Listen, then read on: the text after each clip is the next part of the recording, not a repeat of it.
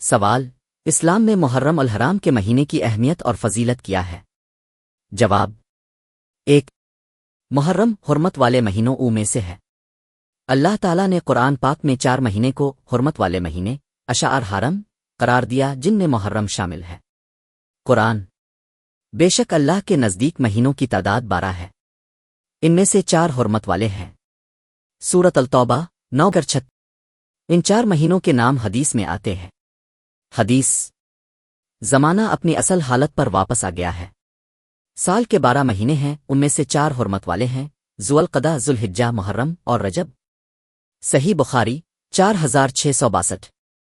2. محرم کو نبی نے اللہ کا مہینہ کہا۔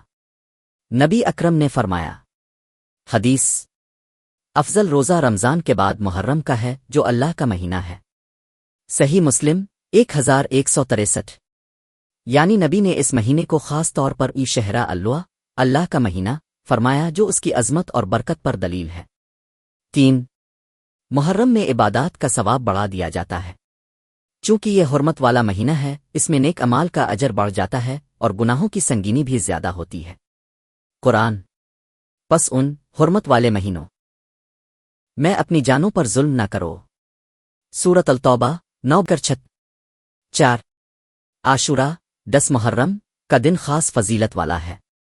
نبی نے عاشورہ کے دن روزہ رکھنے کی ترغیب دی۔ حدیث: عاشورہ کے دن کا روزہ گزشتہ سال کے گناہوں کا کفارہ ہے۔ 752۔ سنن ترمذی